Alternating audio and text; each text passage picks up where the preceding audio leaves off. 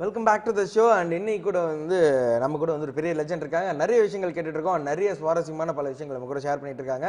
அடுத்தது நம்ம கேட்கறதுக்கு முன்னாடி மட்டும் பேசுறதுக்கு ஒரு காலர் லைன்ல இருக்காங்க. எங்க இருந்து கால் பண்றாங்க பார்த்தலாம். ஹலோ, வணக்கம். ஹலோ, வணக்கம் சார். வணக்கம் சார், உங்க பேர் சொல்லுங்க. நான் மீண்டும் அருணாச்சலம் ஐயா. சொல்லுங்க. உங்களை உங்க வாய் உங்க குரலை கேட்கறதுக்கு ரொம்ப சந்தோஷமா இருக்கு. சொல்லுங்க. எனக்கு இந்த கலட்டா கல்யாணம் பண்ணீங்க பாத்தீங்களா டைரக்ஷன், ரொம்ப சூப்பரா பண்ணிருக்கீங்க. பழைய படம்லாம் நான் ரொம்ப விரும்பி பார்ப்பேன். தேங்க்யூ. அதுவும் இல்லாம இந்த கண்ணதாச ஐயாவை சொன்னீங்க பாத்தீங்களா வாழ்க்கையில, அதுல வந்து அவர் சரித்திரம் ஒரு கோப்பையிலே என் குடியிருப்பு கொண்ட கோலப்பையில் அதெல்லாம் எப்படி பாடி இருக்காரு பாருங்க. ஆமா, கரெக்ட் கரெக்ட். ஒரு அண்ணன் வீட்டுல ஏவிஎம் ஸ்டுடியோ ஏத்தா மாதிரி அவங்க அண்ணன் வீடு போய் ஒரு அரிசிட்டுக்கு பணம் கேட்டாரு. பணம் எல்லாம் ஒண்ணும் இல்லப்பா, இருந்ததெல்லாம் அவங்க அண்ணி செலவு பண்ணிட்டாங்க. சொன்ன 10 நிமிஷத்துல அண்ணன் என்னடா தம்பி என்னடா அவசரம், அந்த 10 நிமிஷத்துல எங்க பாட்டு, அந்த பாட்டு. ஓகே. அந்த மாதிரி எங்க மக்களுக்கு நீங்க நிறைய பாட்டுகள் கருத்தாக படைக்கணும் தம்பி. மேலும் மேலும் சிறப்பா வரணும். நான் ஆண்டவனை வேண்டி இந்த அருணாச்சலம் சொல்றேன். நல்ல நீங்க எடுக்கிறதெல்லாம் வெற்றியாகணும்ப்பா. ரொம்ப நன்றிங்க. ரொம்ப ரொம்ப நன்றி. ரொம்ப நன்றி. ஐயாட்ட எதுவும் கேள்வி கேட்கணும் நீங்க கேட்கலாம் அருணாச்சலம். நீங்க எதுவும் சார் கிட்ட கேள்வி கேட்கணும்னா கூட நீங்க கேட்கலாம் அருணாச்சலம். அவர்கிட்ட கேள்வி கேட்கறதுக்கே இல்லை, ஆனா இருந்தாலும் அவரு பண்றது எல்லாம் கேள்வி கேட்கணும். இந்த படம் சின்ன வயசுல இருந்தே அந்த ஆர்டிக்கல் கதையில அவருக்கு ரொம்ப ஈடுபாடு இருக்கான்னு தான் கேட்கணும். இல்லை, எனக்கு தெரியாத விஷயங்கள் உங்களுக்கு தெரிஞ்ச விஷயங்கள் நிறைய இருக்கு இல்லையா? நீங்க எதாவது கேள்வி கேட்டீங்கன்னா நான் தெரிஞ்சுக்கலாம். எதா இருந்தா கேளுங்க. இல்ல நான் கேட்கணுன்றது இல்லப்பா, கேட்க உங்ககிட்ட பேசுறதே கேள்விகள் கேட்ட மாதிரி ஆகிவிட்டதப்பா. Thank you thank you so much Arunachalam. Thank you so much for calling. And பேசுற பதட்டத்தில் அவருக்கு அடுத்தது என்ன கேள்வி கேட்கனே தெரியல. உங்கள்கிட்ட பேசுனதே அவ்வளோ சந்தோஷமா இருந்திருக்கு. ஓகே, இப்போ நீங்க சொல்லுங்க. புரட்சி தலைவி அவங்க கூட வந்து ஒர்க் பண்ணிருக்கீங்க. அண்ட் அவங்களே வந்து நிறைய இடங்கள்ல சொல்லியிருக்காங்க, உரிமையா நான் பேசக்கூடிய டைரக்டர்ல சார் நீங்களும் ஒருவர் அப்படின்ற மாதிரி நிறைய சொல்லியிருக்காங்க. அவங்க கூட இருந்த அந்த அனுபவங்களை பத்தி சொல்லுங்க சார். முதல்ல வந்து அவங்க தமிழ் படத்தில் அறிமுகமானது எங்கள் யூனிட்ல தான். வெந்நீர் ஆடிங்கிற ஒரு படத்தில் அவங்க ஃபர்ஸ்ட் டே வந்த உடனே மேக்கப் டெஸ்ட் யூஸ்வலாக எடுக்கணும். எந்த பெரிய படமாக இருந்தாலும் முதல்ல டெஸ்ட் எடுப்பாங்க. அவங்க முதல்ல டெஸ்ட் எடுத்த பாக்கியம் எனக்கு கிடைச்சிது. ஏன்னா எப்படி டைலாக் பேசுகிறாங்க, ஏன்னா தமிழுக்கு அவங்க புதுசு. எப்படி டைலாக் பேசுகிறாங்க, எப்படி நடந்து வராங்க, எப்படி ப்ரொஃபைல் எப்படி இருக்கும், விஜய் எப்படி இருக்கும், ட்ரெஸ் சேஞ்ச் எப்படி இருக்குது, இதெல்லாம் எடுத்து ஒரு தடவை பார்க்கணும். ஏன்னா அதில் ஏதாவது எது இம்ப்ரூவ்மெண்ட் இருந்ததுன்னா அவங்ககிட்ட சொல்லி பண்ணலான்னு. அதில் டெஸ்ட் எடுத்த உடனே டைரக்டர் வந்து கதையை சொன்னார். கதையெல்லாம் கேட்ட உடனே முதல் நாள் ஷூட்டிங்கு போய் ஒரு டைலாக் சொல்லி ஷார்ட் ஆக்ட் பண்ணுமா ஆக்ஷன் அப்படின்னாங்க. ரொம்ப அற்புதமாக ஆக்ட் பண்ணாங்க. எனக்கு ரொம்ப அப்போ வந்து எல்லாமே அதில் வந்து அதுதான் முதல்ல வந்து எல்லாருமே புது நடிகர்களாக இருந்து படம் எடுத்தது அந்த படம் வெந்நீராடி தான். வெந்நீராடியில் இன்றைக்கி பார்த்தீங்கன்னா எந்த நடிகரும் வந்து மற்ற படங்களை நடிக்காமல் முதல்ல நடித்த படம் வெந்நீராடி. அதில் வந்து இவங்க வெந்நீராடி, நிர்மலா, ஸ்ரீகாந்த், சுந்தரராஜன், மேஜர் சுந்தரராஜன், இவங்க வெந்நீராடி மூர்த்தி எல்லாம் நடித்தவங்க. ஸோ அந்த ஷார்ட் பார்த்த உடனே எனக்கு ரொம்ப கொஞ்சம் லென்த்தி டைலாக் கூட. சாதாரண ஒரு டைலாக் 2 டைலாக் இல்லை, கிட்டத்தட்ட 10-15 சென்டென்ஸு. அது ஒரு டைப் ஆஃப் மேட் கேரக்டர். அது அதில் வந்து டைலாக் டெலிவரி மட்டும் முக்கியம் இல்லை, எக்ஸ்பிரஷனும் முக்கியம். அது ரெண்டும் பிரமாதமாக பண்ணாங்க. பண்ண உடனே ரொம்ப இம்ப்ரெஸ் ஆகிட்டேன். ரொம்ப நல்லா பண்ணுறோமா அப்படின்னாங்க. அப்படியா, ஓகே அப்படின்னாங்க. நாங்கள் வந்து ரொம்ப வந்து இப்போ குடும்பத்தில் ஒருத்தர் மாதிரி தான் பழக ஆரம்பித்தாங்க. நாங்களும் அப்படி தான் பழகணும். பட் அது வந்து மற்ற இடத்துல அவங்க அது மாதிரி பழக்க வேண்டாம்னு நினச்சாங்களா என்னன்னு தெரியல. அப்படி எங்ககிட்ட வந்து நாங்கள் வந்து ஒரு பாசத்தோடு பழகணும். எங்களுக்கு வந்து வேறு எந்த எண்ணமும் கிடையாது அவங்கக்கிட்ட. என்னுடைய சகோதரியா, அவங்களும் என்னுடைய சகோதரா, அது மாதிரி எங்கள் யூனிட்டில் உள்ள எல்லாருமே வந்து ஒரு குடும்பமாக இருந்த பழகிறதுனால எங்ககிட்ட ரொம்ப க்ளோஸாக பழகினாங்க. எப்போ போய் எங்கே போய் என்ன கலாட்டா பண்ணால் கூட சந்தோஷமாக ஏற்றுக்காங்க. மற்றவங்க கிட்ட போய் கலாட்டா பண்ணாங்கன்னா சும்மா இருக்க முடியாது, அவங்க தொலைச்சிருவாங்க. சரி, அப்போ நிறைய கலாட்டெல்லாம் பண்ணியிருப்பீங்க இல்லையா? ஸோ அந்த காலங்கள்ல எந்த மாதிரி கலாட்டாலாம் பண்ணிருக்கீங்க நீங்க? சார் ஜோக்ஸ் சொல்றது போறது. ஏன்னா அந்த மாதிரி ஜோக்ஸ் ரொம்ப பிடிக்கும். நான் தான் எப்பவுமே சொல்றது உண்டு. நீங்க அந்த மாதிரி ரொம்ப வந்து நல்ல பேர் எடுக்கணும், ரொம்ப நெருக்கமா வரணும் அப்படின்னீங்கன்னா நீங்க நிறைய ஜோக்ஸ் சொன்னீங்கன்னா உங்ககிட்ட நெருங்கிடுவாங்க. நீங்க என்ன சொன்னாலும் கேட்பாங்க.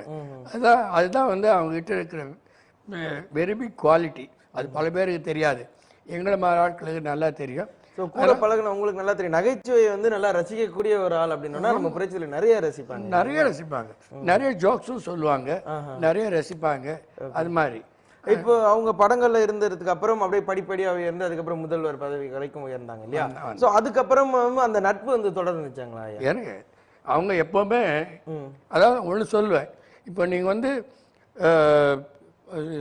ஹை ஸ்கூல் போகிறீங்களா, 6th ஸ்டாண்டர்ட்லேருந்து 12th ஸ்டாண்டர்ட் படிக்கிறவங்க, அப்போ பழகினவங்களும் அவன் பழகினதும் சரி, ஃபஸ்ட் கிளாஸ்லேருந்து 5th கிளாஸ் போகிற வரைக்கும் பழகினவங்களும் சரி, காலேஜில் போய் படிக்கும்போது பழகினவங்களும் சரி, எல்லாருமே பார்த்தீங்கன்னா இந்த ஹை ஸ்கூலோட பழகிறவங்கள தான் கடைசி வரைக்கும் ஞாபகம் இருக்கும் அவங்களுக்கு. அது மறக்கவே முடியாது. அது மாதிரி நாங்கள்லாம் வந்து ஹை ஸ்கூல்லேருந்து ஒன்றா இருந்ததுனால கடைசி வரைக்கும் மறக்கலை. கடைசி சாகிறதுக்கு முன்னே ஒரு 3 மாதம் 4 மாதத்துக்கு முன்னாடி கூட எங்கிட்ட ஃபோன் பண்ணி பேசினாங்க. எதுவாக இருந்தாலும் முதல்ல வந்து அவங்களோட ஒவ்வொரு பிறந்த நாளைக்கும் அவங்க ஒரு 7-8 பேருக்கு வந்து வாழ்த்து சொன்னால் தான் அவங்களுக்கு திருப்தி. அந்த 7-8 பேரில் நானும் ஒருத்தனும் போது எனக்கு ரொம்ப சந்தோஷமாக இருக்கும். வாழ்த்து சொல்லலாம். அது கடைசியாக ஒரு 5-6 வருஷம் வந்து ஜெயா டிவியில் வந்து நான் தான் வந்து தேன்கிண்ணம் பண்ணிகிட்டு இருந்தேன். ஒவ்வொரு தேன்கிண்ணம் பண்ணும்போதும் ரொம்ப சந்தோஷமாக ஃபோன் பண்ணுவாங்க. நல்லா பேசின ராஜி, நல்லா சொன்ன ராஜி அப்படின்னு சொல்லுவாங்க. அதனால என்ன அவங்க மறக்கல, அவங்களே நான் எப்பவுமே மறக்க மாட்டேன். உங்களுக்கு அவங்க கூட யூனிட்ல அவங்க ஏதாவது அவங்கள பத்தி ஏதாவது சுவாரஸ்யமான விஷயங்கள் சொல்லுங்க. அவங்க யூனிட்ல எப்படி இருப்பாங்க? நல்லா குறும்பா இருப்பாங்களா? துருன்னு எல்லாருக்கும்? அதுதான் சொல்றேன். அவங்க வந்து மற்ற எந்த சீட்டுக்கு போனீங்கன்னாலும் நாங்கள் போய் கிட்ட உட்காந்து ஜோக் அடிச்சு பண்ற மாதிரி யார்கிட்டையும் பழக மாட்டாங்க. அவங்க தனியாக உட்காந்துட்டு ஒன்று புக் படிப்பாங்க, இல்லைன்னா பாட்டு கேட்பாங்க. 2 தான் அவங்களுடைய ஹேபிட். புக்ஸ் நிறைய படிப்பாங்க, நிறைய பாடல்கள் கேட்பாங்க. யாராக இருந்தாலும் ஒரு 2 அடி தள்ளி தான் நிற்கணும், பக்கத்தில் வரத விட மாட்டாங்க. நான் கூட ஒரு தடவை கேட்டேன், ஏம்மா எல்லாரும் தூரமாக வச்சு பேசுகிறேன் அப்படின்னு கேட்டேன். இல்லை ராஜி, நான் சில விஷயங்கள்லாம் கேட்பேன். இல்லை ராஜி, கிட்ட வந்தால் பல கிசுகிசுக்கள் வரும், பல கெட்ட இது பேர் வரும், இதெல்லாம் அவாய்ட் பண்ணுறது பெட்டர். நான் எப்போவுமே வந்து இது மாதிரி ஸ்ட்ரிக்டாக இருந்து ஒரு கேரக்டர் மெயின்டைன் பண்ணணும்னு நான் நினைக்கிறேன். அதனால தான் அவங்களெல்லாம் கொஞ்சம் தூரமாகவே இருக்க வைக்கிறேன் அப்படின்னு சொல்லுவாங்க. எங்களை மாதிரி அவங்களுக்கு தெரியும் யார் வந்து சகோதர பாசமாக பழகிறாங்க, யார் வந்து கன்னிங்காக பழகிறாங்க, இப்படிலாம் அவங்களுக்கு தெரியும். அதனால அவங்கள தூரம் விலக்கிடுவாங்க. மேக்ஸிமம் எல்லாருமே வந்து கிட்ட சேர்க்க மாட்டாங்க. எல்லாருமே ஒரு 2 அடி தள்ளி தான் நிற்கணும், இல்லை உட்காரணும். எங்க யூனிட் மட்டும்தான் எந்த ஒரு இது அட்வான்டேஜையும் எடுத்துக்கிட்டு கிட்ட போய் பேசலாம். ஓகே, இப்போ நிறைய நட்புறவோட நீங்க பழகியதுனால நான் இந்த கேள்வி கேட்குறேன். அவங்களுக்கு ரொம்ப பிடித்தமான நடிகர்கள்லாம் அந்த காலத்துல யாரெல்லாம் அவங்களுக்கு ரொம்ப பிடிக்கும்? ஏன் அவர் வந்து அப்கோர்ஸ் எம்ஜிஆரை பிடிக்கும், சிவாஜியை பிடிக்கும். அவர் 2 பேரும் தான் ஜாஸ்தி பிடிக்கும். ஜெய்சங்கரோட 4-5 படம் பண்ணியிருக்காங்க, அவங்களையும் பிடிக்கும். அவ்வளோதான். மற்றவங்க ரவிச்சந்திரன் ஓகேன்னு, ரவிச்சந்திரன் நல்ல நடிகன்னு சொல்லுவாங்க. அவ்வளோதான். எனக்கு தெரிஞ்சு வேற யாரை பற்றி அவங்க எங்கிட்ட பேசுறதா இல்லை. நீங்க அவங்கள ஸ்க்ரீன்ல பார்த்து ஏதாவது ஒரு படத்துல இல்லை ஏதாவது ஒரு டைலாக்ஸோ பார்த்து வியந்த ஒரு விஷயம்னா, பா தமிழே தெரியாம வந்து கூட இன்னைக்கு இவ்வளோ கற்றுக்கிட்டு இவ்வளோ அழகா பெர்ஃபார்ம் பண்றாங்க அப்படின்னு நீங்க வியந்த ஒரு படம்?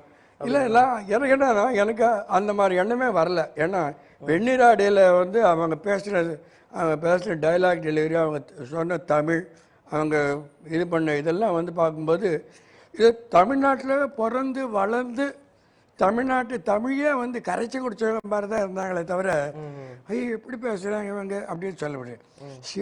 எனக்கு தெரிஞ்சு சிவாஜிக்கு அப்புறம் தமிழ் நல்லா பேசுகிறவங்க ஜெயலலிதா மட்டும்தான் சொல்லுவேன்.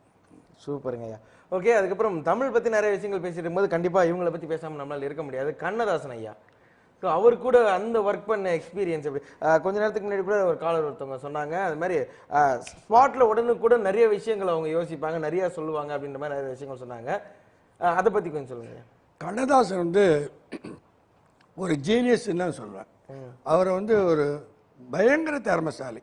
அவரோட யாரையுமே கம்பேர் பண்ண முடியாது. அவருடைய எந்த பாடல்களும் அர்த்தம் நிறைய இருக்கும். இந்த மாதிரி டப்பாங்குத்து பாடல் அது இது டாலிலோ டீலோ எல்லாம் சொல்ல மாட்டார். எல்லாம் நல்ல தமிழ் பேசும் அவர்கிட்ட, அர்த்தங்கள் பேசும், நிறைய புதுசாக அர்த்தங்கள் சொல்லுவார், நிறைய விஷயங்கள் சொல்லுவார். அவர்கிட்ட எனக்கு பெரிய குவாலிட்டி என்ன அப்படின்னு எனக்கு தெரிஞ்சால் ரொம்ப ஆச்சரியப்பட்டது என்னென்னா, உட்காந்து விஸ்வநாதன் வந்து எம்எஸ் விஸ்வநாதன் ஒரு டியூன் போட்டார்னா அடுத்த நிமிஷம் நம்ம சிச்சுவேஷன் என்னன்னு சொல்லுவோம், அடுத்த நிமிஷம் உடனே பாட்டு எழுத ஆரம்பிப்பார். அந்த பாட்டை வந்து புதுசாக இருக்கும், நம்மளுக்கே ஆச்சரியமாக இருக்கும், திங்கே பண்ண மாட்டார். நான் மற்ற எல்லா ரைட்டர்ஸ்கிட்டையும் ஒர்க் பண்ணியிருக்கேன், எல்லாருமே டியூனை வாங்கிட்டு போய் ஒரு 2 நாள் 3 நாள் கழிச்சு தான் வந்து பாட்டு எழுதி கொண்டு வருவாங்க. அப்படி இல்லை, அவர் வந்து மனதிறந்த வெள்ளன்னு சொல்லுவாங்கள்ல, அது மாதிரி வந்து ஆட்டோமேட்டிக்காக அவர் மைண்டில் இருந்து பாடல்கள் வந்துக்கிட்டே இருக்கும். அது ரொம்ப அற்புதமான ஒரு பிறவிதான் சொல்லுவேன். அதெல்லாம் கடவுள் அவருக்கு கொடுத்த வரம். வேற யாருக்கும் கிடைக்காத திறமை அது கண்டிப்பா வந்து அது இன்பில்டா இருக்கணும் இல்லைங்களா? அதே மாதிரி தான் எம்எஸ் விஸ்வநாதன். நீங்கள் விஸ்வநாதன் கிட்ட போய் உட்கார்ந்தீங்கன்னா அவர் ஒரு டைரக்டர், புது டைரக்டராக இருந்தாலும் சரி, உட்கார வச்சு அவனுக்கு மியூசிக் நாலேஜ் இருக்கோ இல்லையோ அதெல்லாம் கவலைப்பட மாட்டார். சுச்சுவேஷன் சொன்னோம்னா அது சுச்சுவேஷன் நல்லதோ கெட்டதோ, எனக்கு இதில் வந்து ஒரு சாங் போட்டு கொடுங்க அப்படின்னு ஒன்று உட்காந்து போடுவார். தம்பி நல்லா இருக்காப்பா அப்படின்னு கேட்பாரு. பரவாயில்லண்ணே, இன்னொரு டியூன் போடுங்கண்ணே அப்படின்னும்போது மறுபடியும் இன்னொரு டியூன் போடுவார். அண்ணா எனக்கு பெருசாக இல்லைண்ணே அப்படின்னு மறுபடியும் ஒரு டியூன் போடுவார். அவனுக்கு அந்த சுச்சுவேஷனில் அவனுக்கு மியூசிக் நாலேஜ் இல்லைன்னு நம்மளை மாதிரி ஆட்கள் ஒரு நாள் உட்கார்ந்தோம்னா கூட தெரிஞ்சிடும். ஆனால் அவனுக்கு ஒரு இயக்குறங்கிற இதில் அவனுக்கு ஒரு மரியாதை கொடுப்பாரு. அவனுக்கு எது திருப்தி ஆகுதோ அது வரைக்கும் அவர் பாட்டு போட்டு கொடுத்துட்டே இருப்பார். அவர் பாட்டு ஒர்க் ஆன உடனே சரி தம்பி ஓகே அடுத்த சுச்சுவேஷன் பார்க்கலாம். அது என்னுடைய எக்ஸ்பீரியன்ஸில் என்னென்னா, நான் வேணும்னா வந்து அவரை வந்து ஒரு தடவை டெஸ்ட் பண்ணேன். இது சிவகாமியின் செல்வனில், சிவகாமியின் செல்வனில் வந்து உட்கார்ந்தார். உட்கார்ந்த உடனே இது பாட்டு போடலாமாப்பா அப்படின்னாரு. டியூன் பண்ணுங்கண்ணே அப்படின்னேன். டியூன் பண்ணார். அண்ணா வேற ஒரு டியூன் கொடுங்கண்ணே. அண்ணன் சரி அப்படின்னாரு. இன்னொரு டியூன் கொடுங்கண்ணே. ஒன்றும் சொல்லலை, இன்னொரு டியூன் கொடுங்கண்ணே. நான் நிச்சயமாக சொல்கிறேன், 1 மணி நேரத்தில் கிட்டத்தட்ட 18லேருந்து 20 டியூன் போட்டு கொடுத்தாரு. அது உலகத்தில் யாருமே அந்த 1 மணி நேரத்தில் 20 டிஃப்ரெண்ட் டைப் ஆஃப் டியூன், 20 பிரமாதமான டியூன்ஸ் போட்டவங்க எனக்கு தெரிஞ்சு இது வரைக்கும் பிறந்ததில்லை, இனிமேல் பிறக்க போகிறதும் இல்லை. நீ மற்றவங்ககிட்டே போனீங்கன்னா இந்த டியூன் சரியில்லை அப்படின்னு சொன்னீங்கன்னா, சரிப்பா ஒரு நாளைக்கு பார்ப்போம், நான் திங்க் பண்ணுறேன் அப்படின்னு சொல்லிட்டு தான் போவாங்களே தவிர ஃப்ளோவாக வந்து பாட்லேயே மொத்தமாக 20 டியூன்லாம் போடக்கூடிய அந்த திறமைசாலி அப்படின்னு பார்த்தீங்கன்னா அது எம்எஸ்வி ஐயா மட்டும்தான். ஸோ இன்னும் நிறைய விஷயங்கள் நம்ம பேச போகிறோம். பட் அதெல்லாம் பார்க்க முன்னாடி இப்போ நம்ம ஷோவில் ஒரு குட்டி பிரேக் வருது. பிரேக்